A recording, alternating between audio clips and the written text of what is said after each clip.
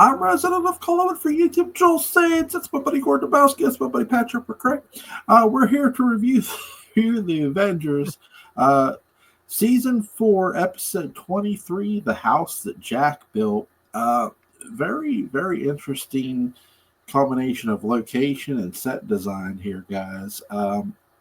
What did you guys think of the cool-looking house on the outside before we get to the inside of the house? I thought we were talking about League of Extraordinary Gentlemen. I got it wrong. I'm so and for those watching, the irony is that last night, towards the end, you can watch this on YouTube. We're talking about the next episode, and Patrick said, "Hey, can we do the house that Jack built?" And I said, "That's what I was thinking." I'm the guilty one. I'm so sorry. I'm so sorry. I'm not late because I oversleep by like a half hour. Fuck. I'm so sorry. Let's make the best of the situation. Patrick, why don't you rely on your memory of this episode? Okay. And then continue your Bradley Whitford-esque performance. I have no idea what that means. My memory of this episode is as of 1989. I remember how much I enjoyed it. Mm-hmm. I remember it standing out enough in my mind that the title was there. Mm-hmm. I remember that it does not have Peter Wingard going Hellfire, I think, or maybe it did. No. That's two episodes back. A Taste of Brimstone, which was my number two show. My God, Joel, you should see the outfit that Emma Peel was in. Well, that's fine. I'm gonna be reading The Twisted Dream from Time Life's The Third Reich collection. And I'm gonna pop in with a fact every once in a while. Okay, and I'm going to keep this book on standby because that way Patrick says something. God. Is that the Doc Savage one? No, it's the Shadow one. It's the second Shadow one. Oh my god! Shit, he'll be doing Remo Williams next. Oh my god! Actually, there's a Bold Venture Press has an anthology of Remo Williams short stories. Good. And I've started reading them, and they're actually pretty good. But to go back to the Avengers, and not the Marvel Avengers, these Avengers, the real Avengers. Yeah. The House of Jack built is actually, and I'll take over and provide a plot summary. I think it's actually really good. I mean, it shows it shows what happens when you get a different female lead, and I think this is one of the first where I think Brian Clemens had started to really kind of develop as a writer during this season.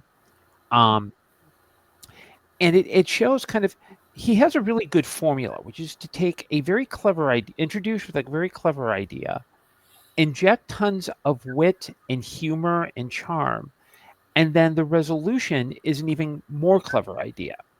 So it starts with the idea that Mrs. Peel has this key to this house that her uncle left her. And Steed is like, okay, you go visit this house, and I'll develop my photos. And he's got these vacation photos, but he sees there's like a key-shaped shadow on all of them. And Mrs. Peel, and a lot of this episode is silent.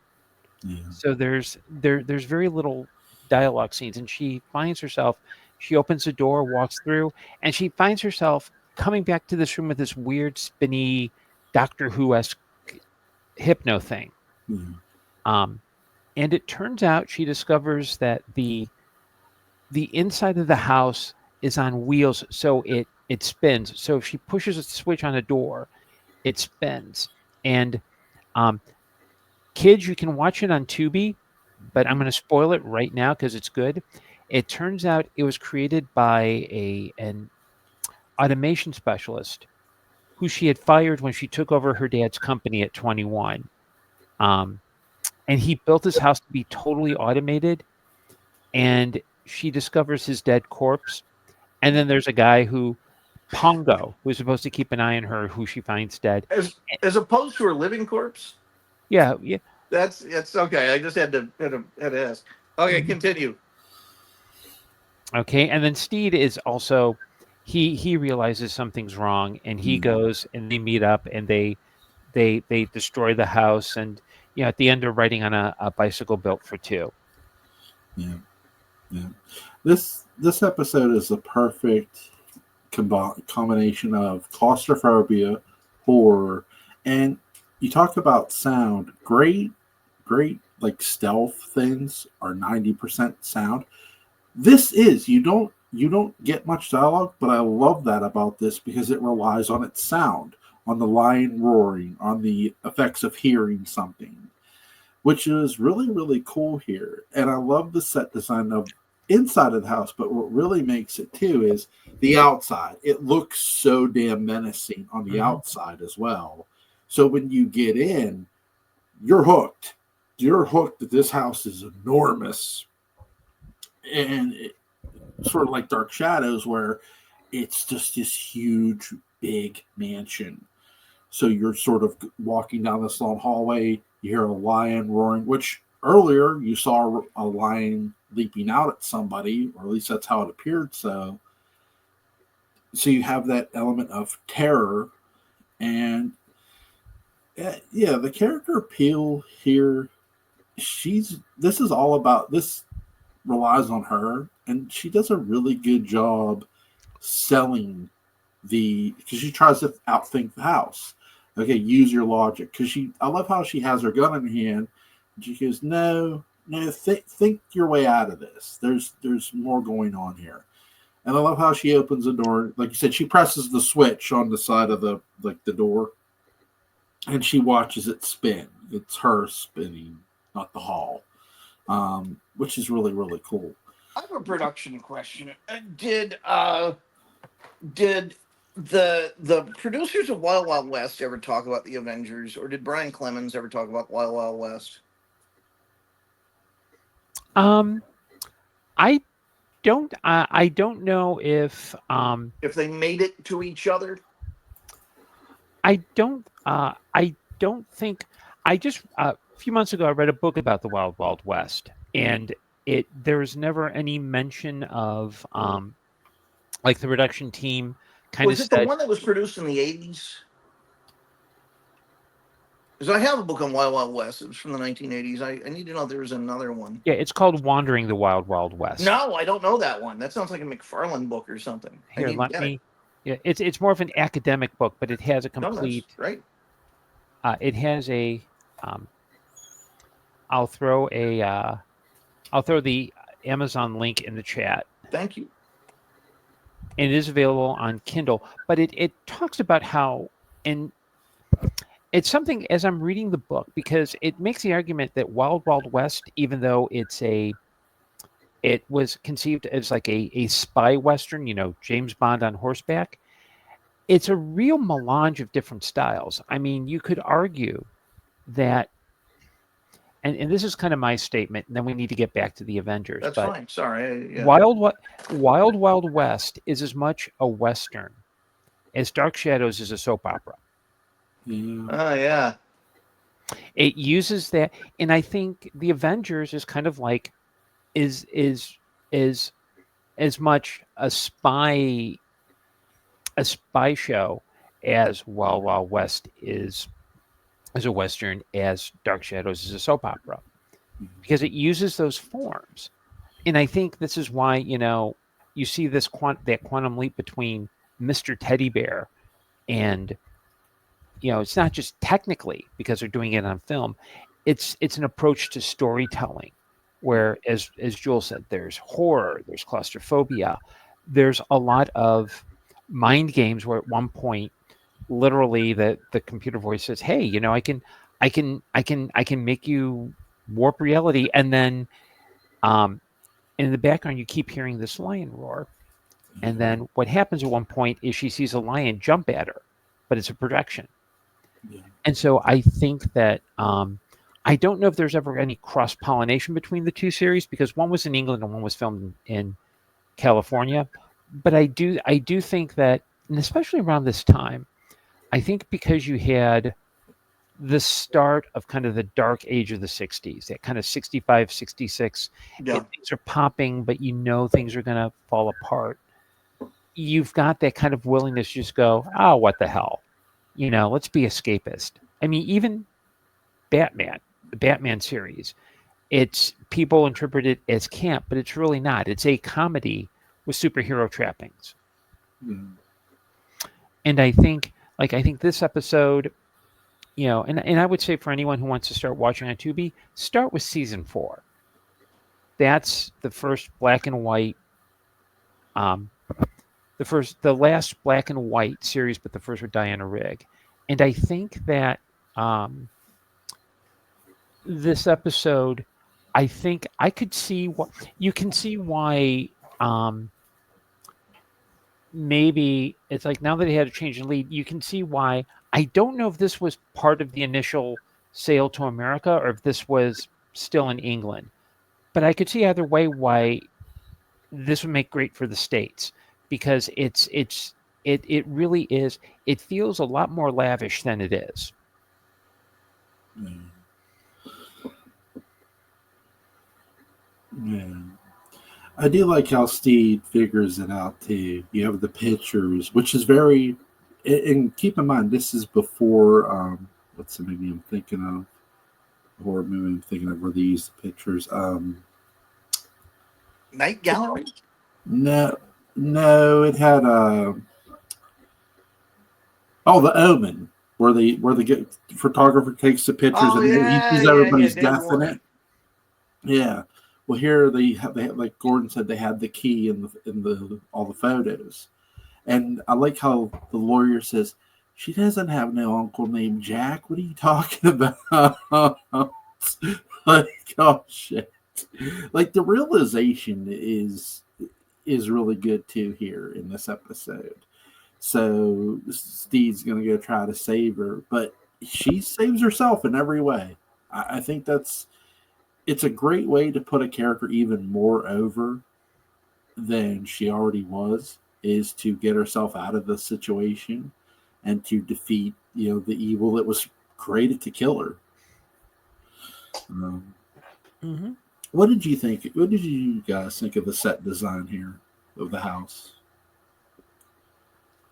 Well, I think it's brilliant, because I think it's, the great thing is it's just one set, but they film it from different angles. So like she comes down one hallway, oh, she's back at where she comes from.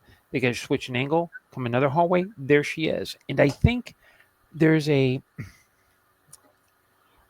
I think there's a visual inventiveness to the set design. And for a lot of series like the Avengers, you don't really look at set design, simply because a lot of it are just standing sets.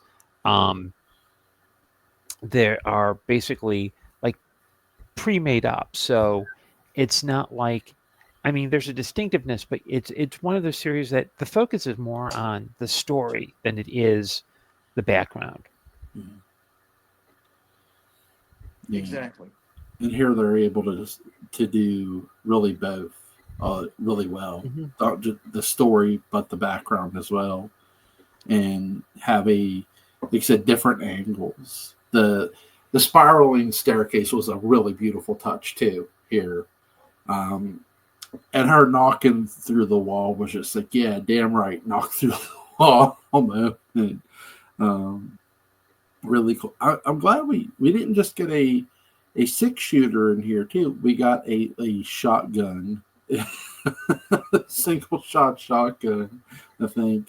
And she takes the one bullet, the shell, because the guy she's trying to take it and put it down it. She makes a contraption where she's putting it down there. Yeah, in this towards the end, in this room, there's this like basically an old fashioned punch card entry with a Yeah. slot that's like that big. Yeah. And she wants to blow it up. So she's got this big electronic key. There's a guy who is introduced in the intro who's like hunted down, and he's been stuck in this house for so long he's a little insane in the membrane, as we used to say in the 90s. And she's trying to figure out, okay, how do I blow this up? Got the key. He's got a shotgun that she takes out of his hand because he let go, and she grabs his holster belt and turns it around and finds an extra shotgun shell because it's got the powder, the padding. She taps into the key, throws it in, and kaboom. Yeah, the glass cracks, things start like shaking. Really good effects too. I like how Steve sounds the horn on the outside of the house, and you hear it on the inside. And really, what gets the realism too is when she sees the outside from inside the house too, like letting her know, okay, there's an outside, but it doesn't mean you're going to get to leave here so easily. That brings sort of it back to the terror of, okay, you got a lot of work to do here, girl.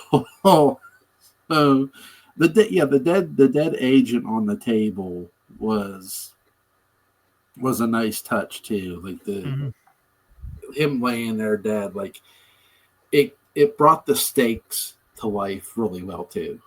Yeah, and it's funny because in around that time there were starting to be the complaints about violence on television. And one of the things that Clemens would always say in interviews is, well, the great thing about us is, yeah, people die, but there's no blood. Yeah. And it wasn't like, and even the action sequences are, because Diana Rigg did a lot of her own martial arts. I think she knew judo, while Mrs. Gale, the Honor Blackman, knew karate, and Patrick McNee, could knew how to deliver a punch. Yeah. He certainly did. Mm-hmm. Yeah. And not the McGowan, heel of the hand thing. Yeah. I still want to know the story on that. Well, I was actually watching a video about this kind of fighting, and a lot of times it's meant to be a replacement for a slap, because if you do this across somebody's face, there's not a lot. All it does is sting. But if you really hurt them, you kind of go into their face. Oh, Yeah. interesting. I wonder where he learned that. Probably Lou Grade. Training was where? Lou Grade. Lou Grade, of course, yeah. Our Lou Grade secretary. Yeah. What's you guys' favorite scene in this episode? I think they're all great scenes. I think anything with Waxana Troy, and this one really works for me. Yeah. My favorite scene is when she first goes into the room, and then she goes out, and it's completely different when she first sees that big machine. I love how she takes her lipstick and puts a mark on it, because she feels like, okay, this can't be the same room, but it is. Really, really well done. From a psychology standpoint, it's fun as hell. It really is. So, is there anything you guys want to add before we go? Yeah, my apologies. You're fine. You're fine. You're fine. Larry. Well, you're here, Patrick, and that's all that matters. Yes, you're here. You're here. You're here. At great. last. Yes. And folks, I just want all you watching out there to know that before Patrick came on, before we even started recording, Jewel and I had a very interesting conversation about money laundering. So let me just put that out there. Yeah. If you want to see that, we didn't record it, but like, share, subscribe, leave a comment, and we'll do an entire episode on money laundering. Yeah, an entire episode of money laundering. Money is made out of a cloth, which most people don't know. Yeah. And if you let a dollar bill get really crinkled up, to find an old dollar bill is one of the best things you can use to clean your eyeglasses. True story. Mm-hmm. Yeah. But that's not where money laundering comes from. No. Again, leave a comment if you want us to talk about it. Yeah. No rupee, no shorty. Yeah. If you want us to talk about money laundering, please leave a comment. And Gordon and Patrick are very knowledgeable in this. And sadly, because of the tariffs, I am no longer able to cash my Taiwanese checks for the donkeys. I'm very upset at this. Anyway. Jewel, I think I need to make an editorial point. It's Tijuana Donkey Show. Oh, sorry. Donkey Show. Sorry. Tijuana. Sorry. At last, our love is here to stay. I fell into a burning of fire. When do you guys want to do the next episode of the Avengers, and what episode do you want to do next? The Hellfire Club one, Touch of Brimstone. Okay. Yep. So tomorrow we're doing League of Extraordinary Gentlemen. I'm gonna get that tattooed.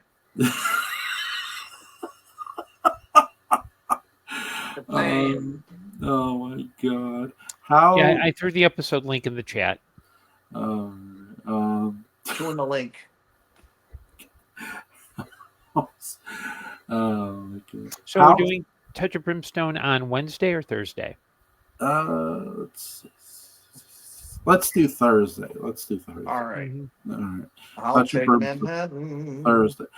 Link to Patrick McCray's Dark Shadows new book about. At this point, they're going to expect the book to just be blank. A book about in the description box. Link to Gordon Dymowski's. I'm going to leave a link to Gordon Dymowski wrote and his website will be in the description box. Oh my God. Guys, you have a safe night. Take care. Live wisely. Good night. Good night.